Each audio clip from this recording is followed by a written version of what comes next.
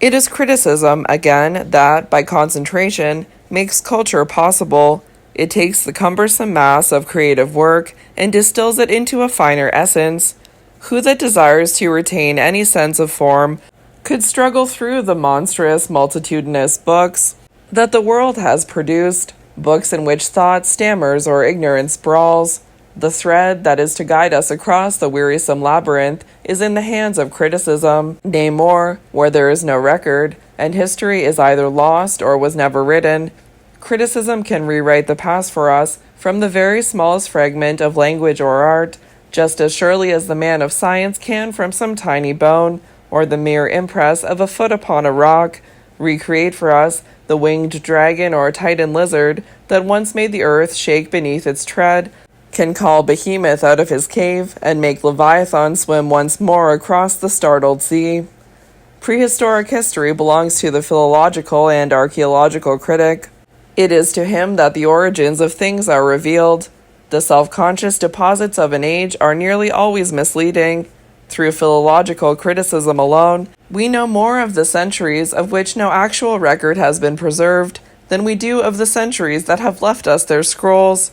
It can do for us what can be done neither by physics nor metaphysics. It can give us the exact science of mind in the process of becoming.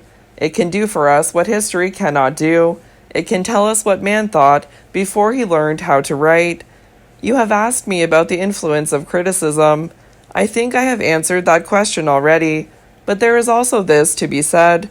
It is criticism that makes us cosmopolitan. The Manchester School tried to make men realize the brotherhood of humanity by pointing out the commercial advantages of peace. It sought to degrade the wonderful world into a common marketplace for the buyer and the seller. It addressed itself to the lowest instincts, and it failed. War followed upon war, and the tradesman's creed did not prevent France and Germany from clashing together in blood-stained battle. There are others of our own day who seek to appeal to mere emotional sympathies or to the shallow dogmas of some vague system of abstract ethics. They have their peace societies, so dear to the sentimentalists, and their proposals for unarmed international arbitration, so popular among those who have never read history. But mere emotional sympathy will not do. It is too variable and too closely connected with the passions, and a board of arbitrators who, for the general welfare of the race, are to be deprived of the power of putting their decisions into execution will not be of much avail. There is only one thing worse than injustice, and that is justice without her sword in her hand. When right is not might, it is evil. No, the emotions will not make us cosmopolitan, any more than the greed for gain could do so. It is only by the cultivation of the habit of intellectual criticism that we shall be able to rise superior to race prejudices. Goethe, you will not misunderstand what I say, was a German of the Germans. He loved his country, no man more so. Its people were dear to him, and he led them. Yet, when the iron hoof of Napoleon trampled upon vineyard and cornfield, his lips were silent. How can one write songs of hatred without hating, he said to Eckermann, and how could I, to whom culture and barbarism are alone of importance, hate a nation which is among the most cultivated of the earth, and to which I owe so great a part of my own cultivation? This note, sounded in the modern world by Goethe first, will become, I think, the starting point for the cosmopolitanism of the future. Criticism will annihilate race prejudices by insisting upon the unity of the human mind in the variety of its forms.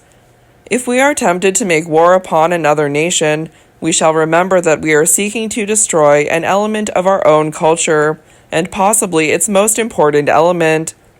As long as war is regarded as wicked, it will always have its fascination. When it is looked upon as vulgar, it will cease to be popular. The change will of course be slow, and people will not be conscious of it. They will not say, "We will not war against France because her prose is perfect," but because the prose of France is perfect, they will not hate the land.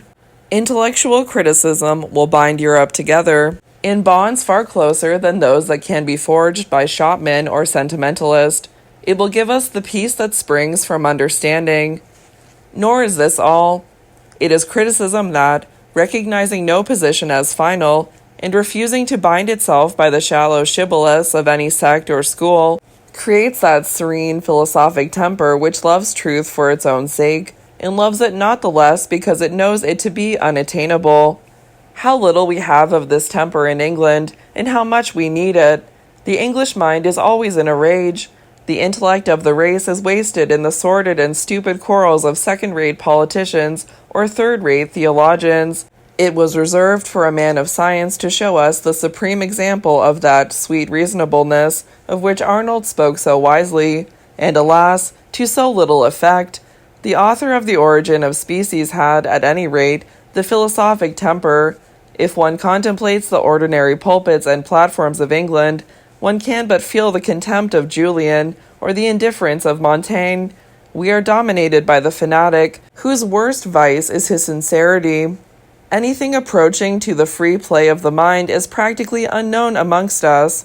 People cry out against the sinner, yet it is not the sinful, but the stupid, who are our shame.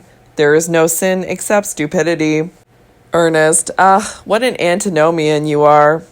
Gilbert, the artistic critic, like the mystic, is an antinomian always. To be good, according to the vulgar standard of goodness, is obviously quite easy. It merely requires a certain amount of sordid terror, a certain lack of imaginative thought, and a certain low passion for middle-class respectability. Aesthetics are higher than ethics.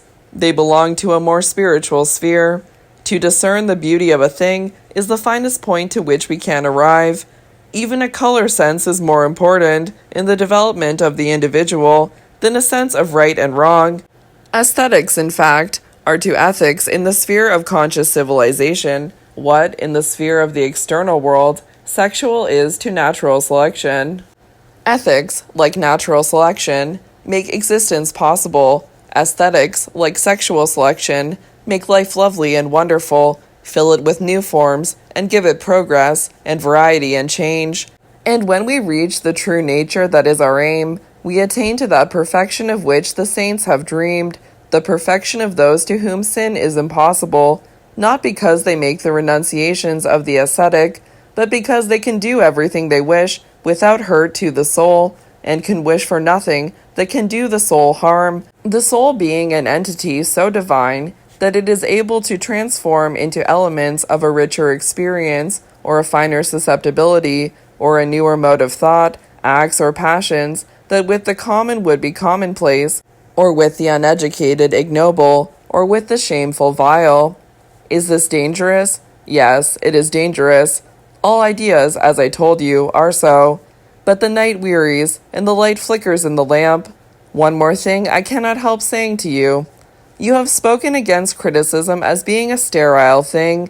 The 19th century is a turning point in history simply on account of the work of two men, Darwin and Renan, the one the critic of the Book of Nature, the other the critic of the books of God. Not to recognize this is to miss the meaning of one of the most important errors in the progress of the world. Creation is always behind the age. It is criticism that leads us. The critical spirit and the world spirit are one. Ernest, and he who is in possession of this spirit, or whom this spirit possesses, will, I suppose, do nothing? Gilbert, like the Persephone of whom Landor tells us, the sweet pensive Persephone around whose white feet the asphodel and amaranth are blooming, he will sit contented in that deep, motionless quiet which mortals pity, and which the gods enjoy. He will look out upon the world and know its secret. By contact with divine things, he will become divine. His will be the perfect life, and his only.